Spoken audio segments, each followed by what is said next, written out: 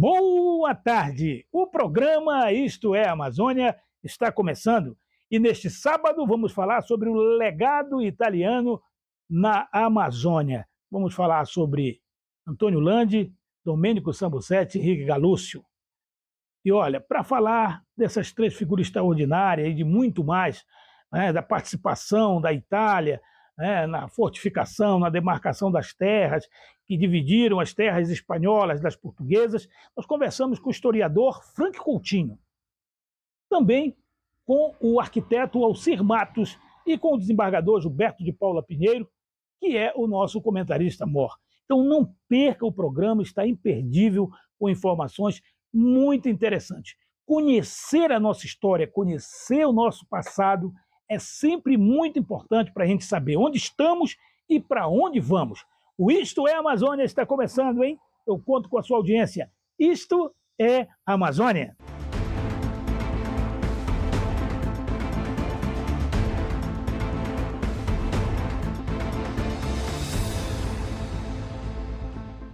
Nós estamos aqui com o Frank Coutinho, que é historiador, e ele vai conversar com a gente sobre a importância dos italianos na arquitetura da Amazônia. Quem foram esses homens que vieram para cá e deram uma contribuição inestimável para a nossa arquitetura? Frank, o Isto é Amazônia agradece a sua participação. Eu que agradeço, Roberto. Bom? É isso. É um prazer estar recebendo vocês aqui. É uma satisfação muito grande a gente estar repassando conhecimento histórico para a nossa gente de Macapá, para o nosso povo do estado do Amapá. Tá? Na realidade, esses engenheiros italianos que muito contribuíram aqui para a região norte do Brasil, região nordeste, eles foram contratados em 1750, ainda no período do rei Dom João V de Portugal, o Magnânimo, tá? Que queria transformar essa parte da coroa portuguesa do extremo norte do Brasil numa autêntica região portuguesa dentro da América. Tanto é que o Antônio Landi, um dos principais nomes italianos que trabalharam aqui na região norte do Brasil, amou Belém do Pará de paixão e transformou toda a fachada de Belém do século XVIII. Né? As inúmeras igrejas coloniais portuguesas de Belém todas têm um traço de Landi. Aqui em Macapá nós temos também traços de Antônio Landi na igreja de São José, que foi aprovado o desenho, foi aprovado por ele. A capela da Fortaleza de São José de Macapá tem traços marcantes de Antônio José Landi. Então são coisas assim que fogem da realidade do público, porque na realidade é uma parte da história que se restringe mais aos níveis acadêmicos, fugindo assim da realidade, do conhecimento do cotidiano do povo do estado do Amapá. Agora, o Henrique Galúcio também, o Henrique Galúcio, para a gente não trazer para o português, ele e o Sambucetti também foram muito importantes. Tanto em Belém como na demarcação, porque eles não tinham só o conhecimento da arquitetura, tinham o conhecimento da astronomia, da matemática e da aritmética. Exatamente. Então eles fizeram, porque havia uma questão muito, muito séria com relação ao Tratado de Madrid, que foi estabelecido com o nosso magnânimo rei, Dom João V e Dom Fernando I da Espanha, mas eles não delimitaram as fronteiras da extensão desde do Cerrado Mato-Grossense, passando pelo Nordeste e a Amazônia. Então, essa expedição que o Marquês de Pombal, que foi primeiro o Conde de Oeiras, depois recebeu o título de Conde, depois de Marquês de Pombal, ele foi quem encaminhou esses engenheiros e arquitetos para cá, já pegando uma carona, como você bem disse há pouco, do rei Dom João V. Na realidade, conta isso para a gente. Eles foram contratados ainda na gestão do rei Dom João V, que é pai de Dom José I, tá? Que tinha uma ligação muito próxima ao Marquês de Pombal. Então, quando eles foram destacados para a Amazônia, eles já haviam sido contratados pela coroa portuguesa há algum tempo atrás. Tá? Ou seja, era 1750, quando chegaram na cidade de Santa Maria de Belém do Grão-Pará. Esses três italianos com um outro conjunto de engenheiros estrangeiros que vieram para cá para o norte. Você me permite só uma coisa que eu achei engraçada, porque eu fazendo as pesquisas, estudando, eles saíram de Belém do Rio Tejo, né, em Portugal, para Belém do Pará. Para Belém do Pará. Então saíram de Belém para Belém. Exatamente. E, inclusive, eles nasceram na cidade de Mantua, na Itália. Mantua é na Itália. Na Itália, que eu tive o prazer de conhecer. Tá? Então, o que ocorre? Eles vieram, tá, com toda essa comitiva para exatamente fazer todo um trabalho científico, militar, de planejamento arquitetônico para todo o norte do Brasil. Quando eu falo norte, eu estou falando nordeste e região norte. E chegaram em Belém do Pará, a antiga cidade de Santa Maria de Belém do Grão-Pará, em 1750.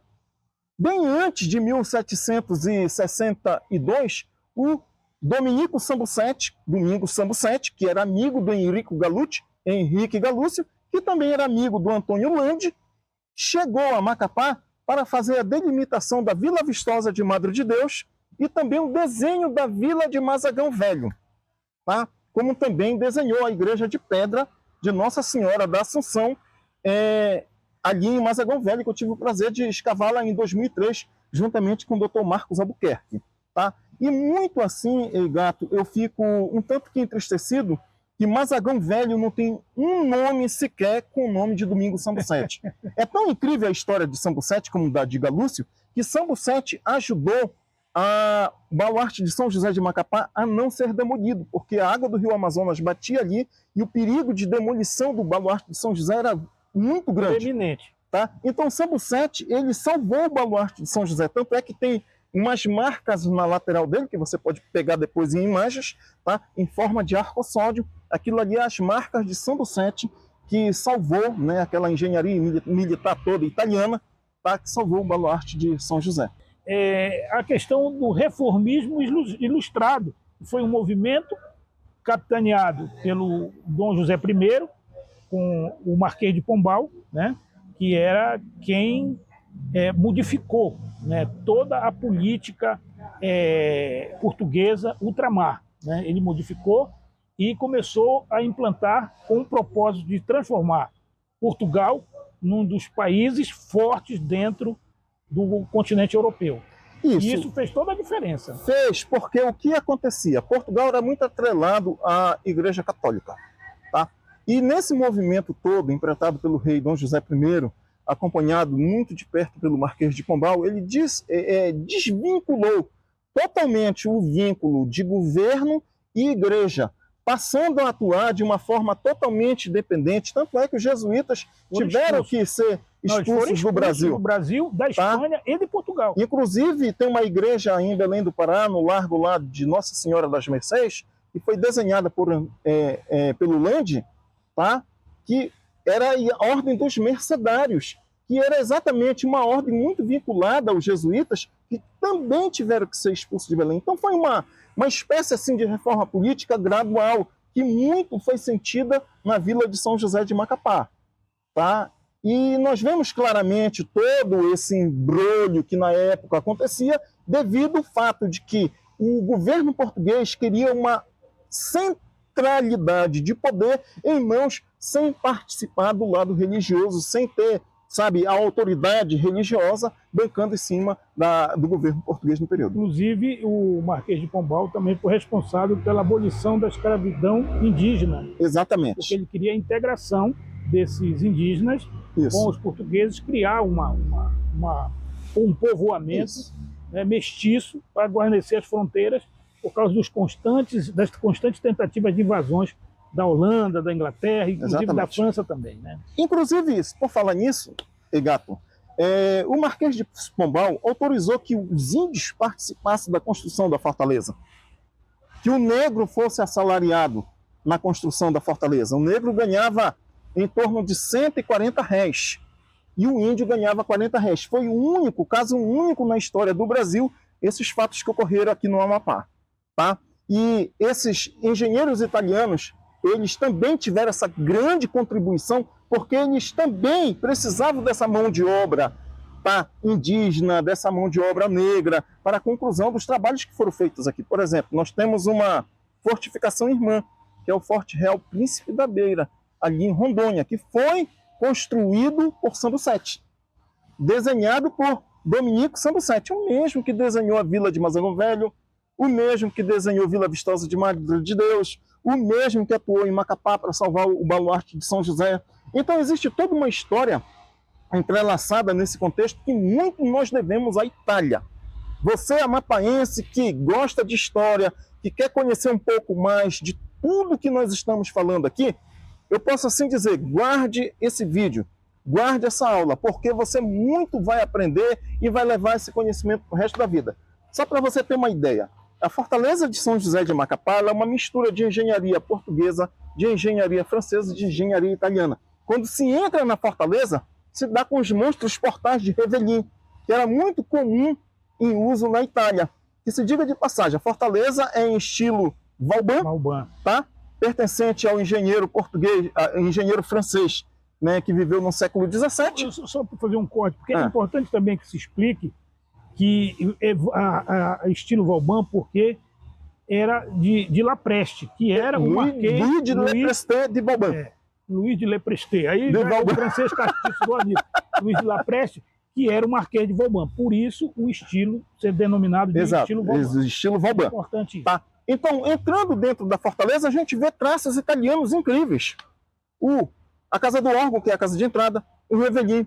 Abaixo, Gato, se você for observar bem, abaixo dos baluartes, tem grampos de ferro, que se você só vai ver esse tipo de grampo nas construções da antiga Roma. Por exemplo, no Coliseu de Roma tem grampos de ferro igualmente em igual modelo que tem na Fortaleza. Entrando na Fortaleza, a gente dá com aquelas casamatas, toda em estilo arcossódio italiano. A gente entra dentro dela e consegue ver ali um templo, uma capela, né, que tem fortíssimos traços de engenharia e de desenho de Antônio Landi, também aquele italiano que fez muito aqui. Olha só, a gente vai fazer um break aqui rapidinho, tá bom?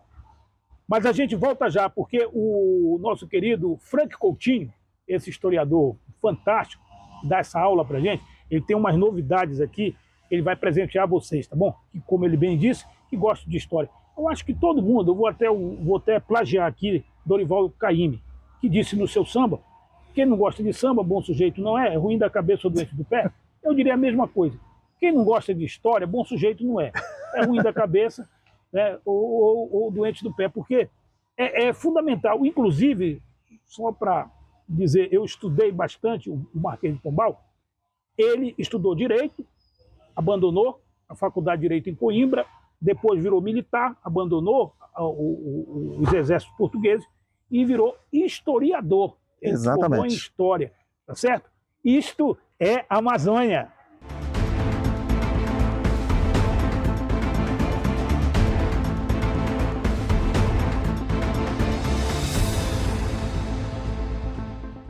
Estamos de volta com o programa Isto é Amazônia e, como nós prometemos antes do intervalo comercial, o Frank Coutinho, nosso historiador, vai dar um presente para vocês, porque ele vai mostrar verdadeiras relíquias desse período colonial.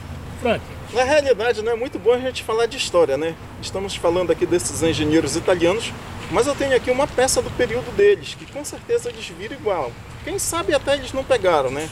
Essa moeda aqui de R$5 de 1766, do período colonial brasileiro, essa moeda ela foi cunhada no mesmo ano que ficou pronto o baluarte de São Pedro e o baluarte de Nossa Senhora da Conceição. Portanto, ela é contemporânea ao Henrique Galúcio, tá? Essa linda moeda aqui, cunhada lá na Casa da Moeda de Lisboa, aliás, na Casa da Moeda da Bahia, tá? Aqui no Brasil.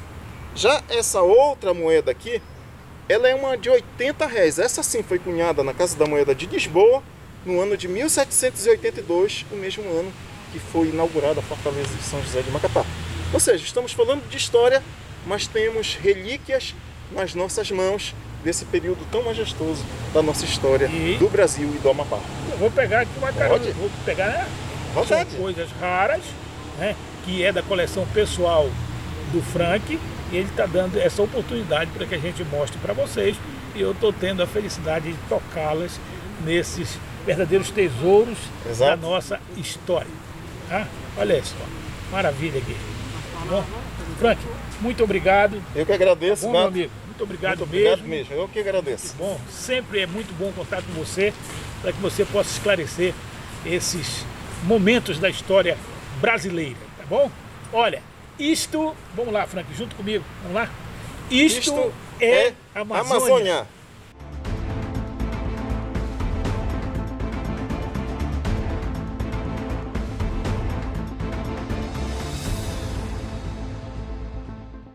Nós estamos aqui com o Dr. Alcir Matos, que é arquiteto, e o Isto é Amazônia veio até ele para a gente falar sobre a influência da arquitetura italiana na Amazônia. Sabidamente, de Sambucetti, Gallucci e Landi, né, são as três principais figuras que vieram, né, de Portugal para ajudar na demarcação dos mapas que permeavam ali as fronteiras entre Espanha e Portugal, de acordo com o Tratado de Madrid. E o doutor Alcir vai falar um pouquinho da atividade dele e também, né, sobre as construções no Amapá, se elas estão adequadas à nossa realidade climática.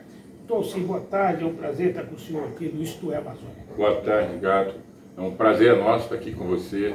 Isto é Amazônia é um programa que já está tendo uma vibe boa, né? Está sendo bem falado e falando das nossas histórias de personalidade de Macapá. Para mim é uma honra estar aqui com você, Gato.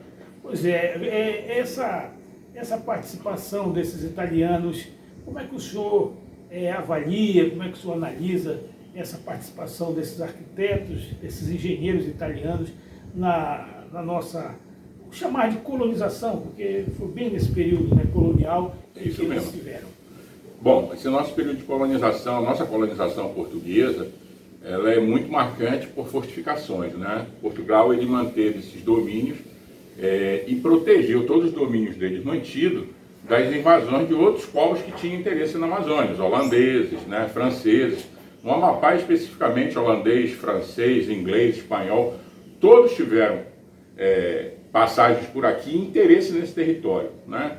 Então, o português ele acabava contratando essa mão de obra, né? Na realidade era o rei Dom José, o grande estrategista da corte do rei Dom José. Era um cara que foi um dos maiores caras que já se falou sobre educação no Brasil, que a gente viu falar, né? Mesmo antes de Paulo Freire, mas era um cara que ele contratava essa mão de obra na Itália, que era o berço das artes plásticas, e a gente tem grandes arquitetos, grandes nomes, tanto da engenharia quanto da arquitetura, né? Da Itália, que era o berço do conhecimento, o berço das artes, que tem influência na Amazônia, né? Vamos começar em Belém. Padre José Antônio Landi. Esse cara é um arquiteto fenomenal. Tem muitas obras dele, a Sé, várias igrejas em Belém que são atribuídas a ele, a igreja de Santo Alexandre. Então, N obras dentro de Belém, que tem esse marco, que tem a caneta, né, do Padre José Antônio Landi. Outros italianos tiveram marca muito importante também na nossa colonização aqui no Amapá, Domenico Sambucetti, né? Domenico Sambucetti, eu acho que é uma das maiores atribuições dele, é o plano urbano de Mazagão Velho. Você está falando de Mazagão Velho, é 1760. Você está falando de um planejamento urbano na segunda metade do século XVIII. Então, quando a gente pensa que esses italianos vieram somar com a sua inteligência, né? O Marquês de Pombal, que eu estava falando ainda há pouco, que contratava, né, que era o grande estrategista da corte do rei Dom José, era o cara que enxergava essas terras além-mar. E essas terras precisavam de engenheiros e arquitetos. Outro grande italiano que passou aqui é o nosso engenheiro Henrique Gallucci, que construiu a Fortaleza de São José, morreu de malária construindo dentro da fortificação. Quer dizer, a gente não tem só italianos dando sua contribuição intelectual, mas deram sua vida por nós, né? Então, a influência é muito grande dessa marca italiana, porque, por ser o berço do conhecimento, todos os grandes arquitetos, engenheiros militares eram, com certeza, buscados na Itália. E assim, para a gente encerrar o nosso bate-papo, eu queria que você falasse um pouquinho da arquitetura mais moderna e dessa adequação à realidade climática da nossa região. Você acha que os nossos prédios eles estão adequados ou não? Como é que você vai? Gato, eu acho que hoje já houve um desvio nisso, né? Com o advento dos equipamentos de climatização, desde o ventilador, viu? Quando a gente fala de equipamento de climatização, a gente pensa que equipamento de climatização é só condicionador de ar, condicionado, não é ele, né? Centrais de ar, splitter, não é isso. um ventilador é um equipamento, né, que melhora a sua ventilação. Tanto é que você as antigas salas de aula de Macapá eram todas no ventilador para melhorar a ventilação. Então, com esse advento da melhora desses equipamentos, as pessoas começaram a fazer casas que não se preocupavam mais com isolante térmico, que era o telhado. A telha de barro era o nosso melhor isolante térmico, né? Então, eu sou de uma linha de arquitetura, eu sou formado na década de 90, né? Início da década de 90. Então, saí da faculdade em 1990. Em 90 eu colei grau. Então, em 1990, tinha uma linha de arquitetura no Pará, trazida pelo mestre Milton Monte, um grande arquiteto já falecido, João Castro, que era um arquiteto, que foi o projetista do Lapinha também, que gostava muito de madeira e a telha de barro como isolante térmico. Começaram a fazer beirais largos, bem grandes, para proteger da chuva, mas que o vento da chuva não fosse proibido de entrar na sua casa. Então teve uma linha de arquitetura que a gente chamou de arquitetura regional, que é essa arquitetura que você estava falando, essa arquitetura que enxerga o clima, que enxerga aproveitar o vento e que usa muito pouco de elementos, como é que a gente diz, artificiais, né, para se climatizar o ambiente. Então, você entra numa casa do mestre Milton Monte, tem vários projetos dele, você sente frescor, a umidade do entorno todo nas casas. João Castro Filho, a mesma coisa, né? Então a gente teve muitas pessoas, né? O Reinaldo Jans, que foi o especialista que fez toda a estrutura do Palácio dos Bares lá do Lapinha na época, na região do Palácio dos Bares. Ele era um arquiteto, mas que se especializou em estrutura em madeira. Então é um cara que sabia projetar madeiras para grandes vãos. E essa arquitetura hoje ela se perdeu, porque acaba que a madeira ficou um material muito caro, né? A telha de barro também, e proibido até de tirar madeira com certificação, e isso aí vai tolhindo. Eu costumo dizer que a arquitetura ela vai se adequando aos materiais, né? E os materiais também se adequam à arquitetura. Hoje a gente tem um isolante térmico, foi o melhor isolante térmico que inventaram como cobertura, né? O melhor isolante térmico, quando a gente estuda, é a palha, porque ela não passa nada de calor para dentro do ambiente. Depois vem o cavaco, depois vem a telha de barro, né, por hierarquia, e agora a gente tem uma telha que a gente chama de telha termoacústica, ela é metálica por fora, metálica por dentro, mas o miolo dela é todo em EPS, isopor. Então aquilo é um isolante térmico e acústico. Por quê? Porque aquela chuva que cai numa telha metálica que faz aquele barulho danado, não faz mais. Então, ela acaba dando um conforto interno muito bom para as habitações. A gente já começou a usar isso, né? Enquanto estava na Secretaria de Infraestrutura, e vários prédios públicos já foram cobertos, as escolas novas, todas as escolas de tempo integral que nós integramos, toda a parte de cozinha que foram ampliadas, as partes de banheiros, né, de lavatórios, para que essas crianças fiquem integralmente na escola, que foram ampliadas, já foram todas usando essa tecnologia nova. Eu acho que a tecnologia chega para agregar isso para a gente. Tá certo. A gente agradece a tua participação, Luci. Muito obrigado, tá? E pela sua gentileza de nos receber na tua residência para bater esse papo com a gente. Os telespectadores do Isto é Amazônia agradecem as informações suas. Vamos apontar o dedo para ali? Isto é a Amazônia.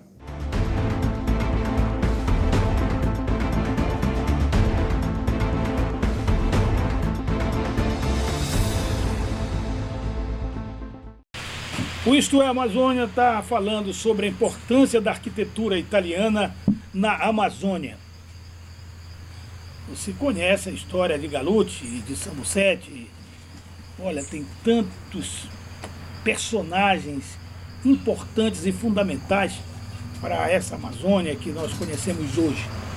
E o Dr. Gilberto de Paula Pinheiro, que é um historiador, um profundo conhecedor do assunto, vai conversar um pouquinho com a gente sobre esse período colonial, da participação de Dom João V, depois Dom José I, Marquês de Pombal, Sambucetti, Galuppi, todo mundo que teve uma participação e uma contribuição, não só na arquitetura, mas na cultura, na língua, na demarcação das nossas fronteiras. Conversar com esse homem aqui, profundo conhecedor, Dr. Gilberto. Tudo bem? Prazer para a gente bater esse papo gostoso e levar aos nossos telespectadores do Isto é Amazônia mais um recorte da história, né, desse gigante que é o Brasil. O legado italiano na Amazônia é fantástico. E nós temos uma dívida com esses grandes italianos.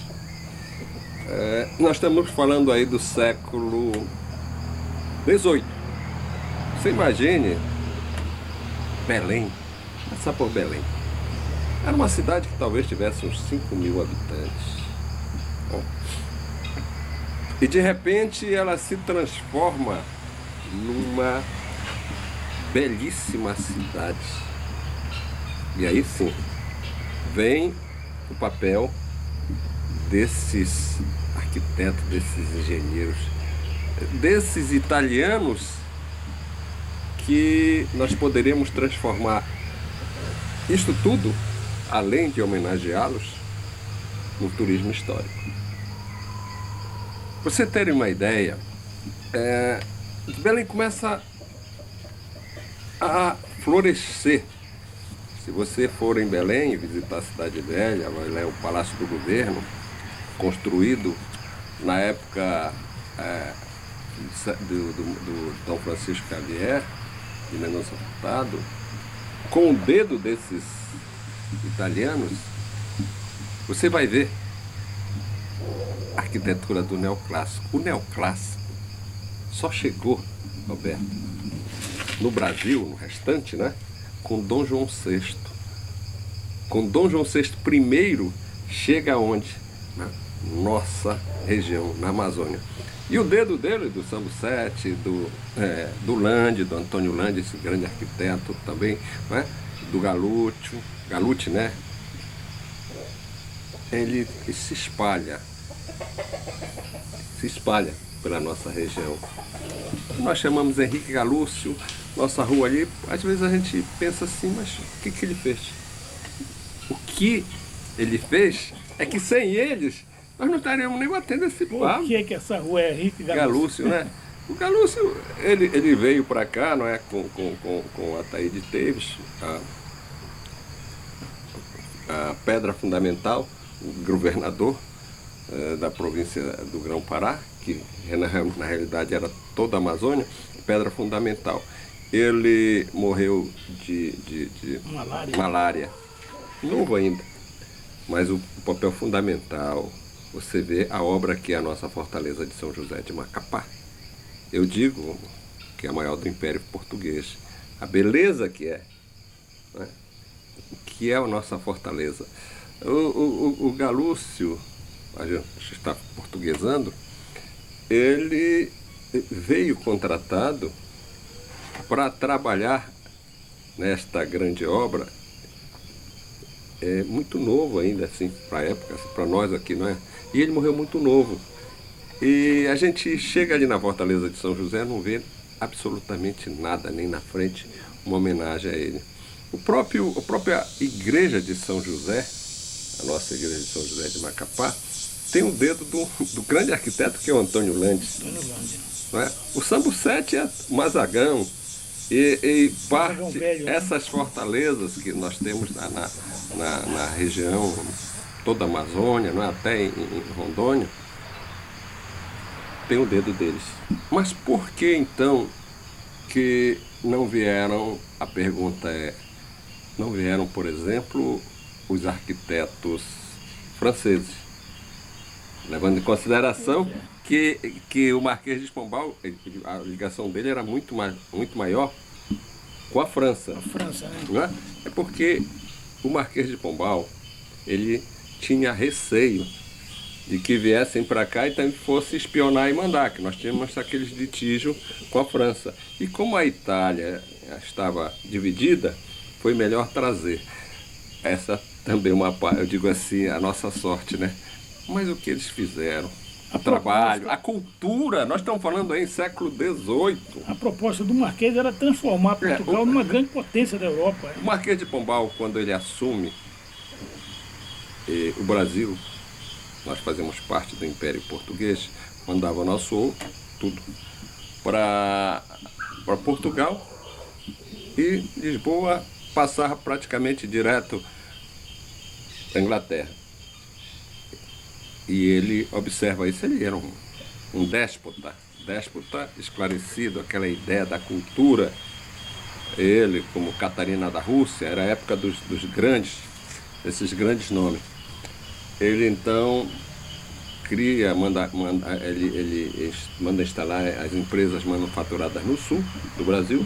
E aqui ele manda quem? O irmão dele, Dom Francisco De Mendonça Furtado. Xavier de Mendonça Furtado, que foi um grande nome, e que é o nome da rua, aliás, rua onde eu nasci.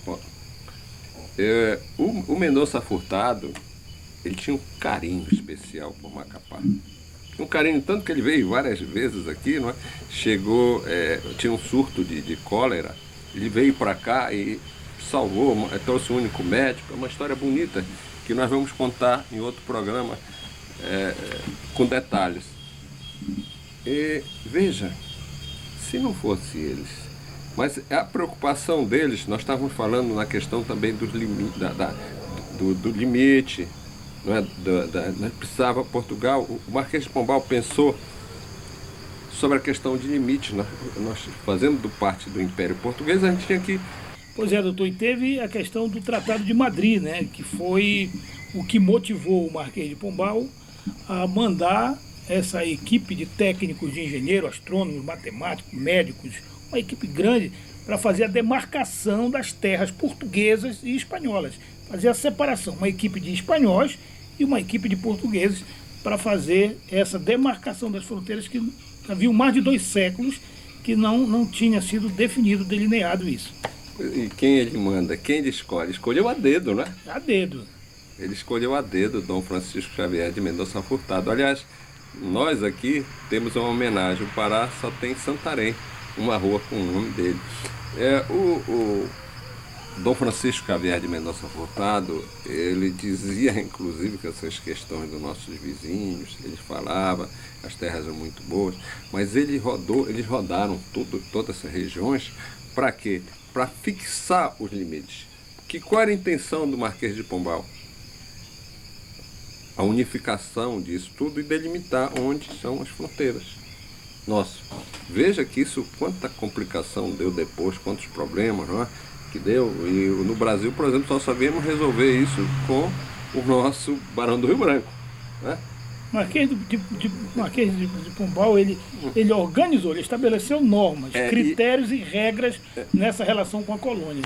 Sim, com as colônias. Com as colônias, ele rodou, foi em Piauí, eles rodaram, não foi o Marquês de Pombal que veio para cá, quem veio para cá é o irmão dele, o Mendonça Furtado. Não? Eles rodaram, você imagine, você sabia que andar numa canoa vela?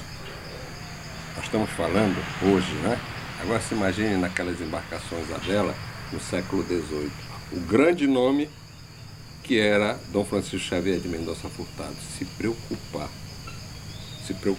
E algo interessante também nessa questão cultural nossa, com os italianos e com todos os estrangeiros que vinham para cá, era o seguinte: eles concediam umas isenções, assim, vamos supor, incentivava condições fiscais para quem casasse com as índias, com as nossas caboclas, né? Tanto que, por exemplo, o Alvará Régio de 4 de abril de 1754, Dom José I, ele proíbe a discriminação dos filhos de índios com as portuguesas, primeiro, né? E de portugueses com as índias. Ele determina a abolição também da escravidão entre os índios, né? Ele fala caboclos. Isso é questão cultural. E veja, o Lande casou com uma nativa. E uniformiza a língua também, né? A questão da uniformização foi o seguinte: nós, amazônidas, falávamos o Nhangatu. Nhangatu nós temos até hoje algumas palavras, né? Jambu, não é? Cariru, Mussuã, isso é Nhangatu. O que ocorre? O Mendonça Furtado ficou preocupado, porque a língua era importante. E o que ele faz? Então, o Mendonça Furtado começa a trocar os nomes. Aldeia dos Tapajós, Santarém. Aldeia dos Gurupatubas, Monte Alegre. Aldeia dos Aruãs, Chaves. Sabe? Ele vai trocando. Um local que ele não trocou e também manteve, que ele poderia, foi Macapá. Ele deveria ter um amor por carinho Macapá, um especial. carinho especial por Macapá, alguma coisa. Isso é muito importante, isso. Então, nós estamos falando desse legado italiano quando você vê as obras que eles deixaram, digamos assim, o dedo. Quando você vai naquela igreja ali de São José de Macapá, que é o ponto base, está lá o dedo dos italianos, da cultura italiana. Quando você vai na fortaleza de São José de Macapá, está lá a presença marcante, né, dos italianos, através do Henrique Galuzzi. Quando você vai, por exemplo, em Belém, que você entra na Cidade Velha, você vai ver a Igreja do Carmo, aquela parte ali do Carmo, né? O palácio, as obras de estilo neoclássico, o dedo do Landi, Antônio Landi. E tem mais, não foi só isso. Marcou a nossa região questão cultural, ou seja, gostar do belo em Belém. Estou falando isso em século XVIII, gente. Isso, no meu entender, reflete a questão cultural, o gosto, quando nós entramos no século XIX com a Belle Époque, que já é uma outra situação, mas isso ficou. Este legado italiano na Amazônia, precisamos de um resgate. Um resgate por quê? Porque ele também faz parte, Roberto, do turismo histórico. O programa Isto é Amazônia sempre tem tocado. Isto é turismo histórico, gera emprego. E nós precisamos gerar emprego e qualidade de vida. Nós batemos que cada turista traz 2 empregos. Então nós vamos falar turismo histórico. Após o intervalo? Vamos lá? Isto é Amazônia.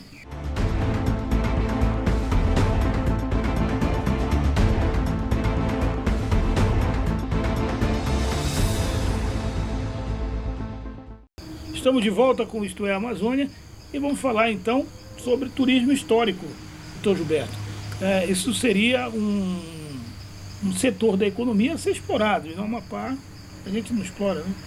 Verdade. No nosso programa Isto é Amazônia, nós falamos desde o século XVII. Já falamos do século XVII, da belíssima história que nós temos aqui na nossa Amazônia, não é? Que não é explorada. Se você perguntar para muita gente quem foi Feliciano Coelho, não é? Quem foi o capitão Pedro Braião, Arestin Chova, Ataíde Peixe, não vão saber. Então, aqui, por exemplo, se eu, por exemplo, se fosse um turismólogo, um guia turístico, tivesse uma expedição italiana, lógico que eu ia chegar primeiro na igreja, né? São José, que ali, além da igreja, além do dedo do Antônio Landi, tem também ali, aquilo ali, quando você pisa, você tem que respeitar que ali é um templo, ali é um campo santo, embaixo é um cemitério. Fortaleza de São José de Macapá, o dedo do Henrique Galuzzi, né? Mazagão Velho, né? Mazagão Velho, né? O que sobrou, né? O resquício, o nome do São Vicente, né?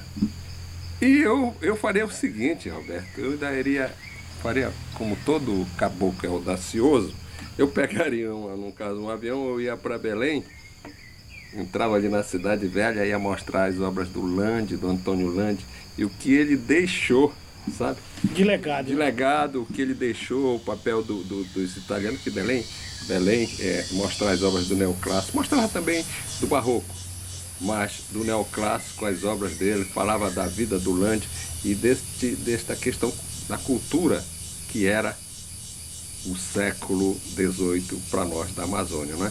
E depois voltava para Macapá, né? Entendeu? Por aí de manhã, voltava à tarde, porque na realidade, se você for para Belém, você só para conhecer Belém, mesma cultura, você vai levar uns 3 dias, é tanta coisa bonita que nós temos um carinho muito especial por Belém. Belém é um museu a céu aberto e que a gente deveria amar e preservar aquele legado italiano na Amazônia e a nossa história. Muito bem, doutor Gilberto, muito obrigado.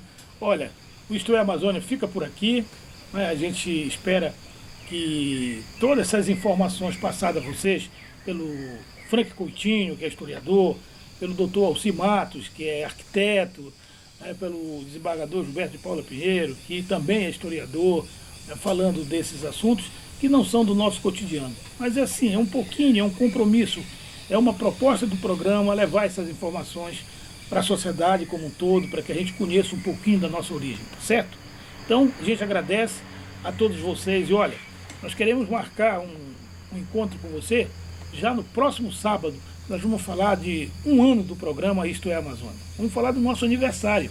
Isto é Amazônia completou um ano no dia 11 de fevereiro. E no próximo programa nós vamos conversar com a sociedade, vamos saber a opinião do povo com relação ao programa. O programa está legal, o programa está atendendo a expectativa. Se precisa melhorar, você pode entrar no canal do programa no YouTube, Isto é Amazônia.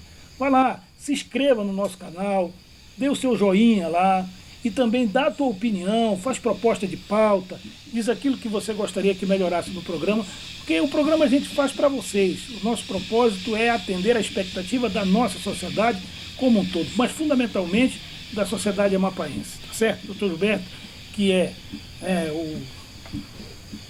a figura extraordinária que criou esse programa, que apresentou essa proposta, né? E ele está sempre disposto a estar conversando, apesar da sua agenda atribulada, muitos compromissos, né, pela função que exerce no judiciário amapaense, mas ele sempre se dispõe, tira um tempinho para estar conversando conosco e passando um pouco das informações que ele acumulou ao longo da vida, viajando pelo mundo todo e estudando bastante, né, toda a história da colonização portuguesa no Brasil e, sobretudo, na Amazônia. Muito obrigado, doutor. Obrigado, digo eu. Né? Vamos lá? Vamos lá. Isto é Amazônia.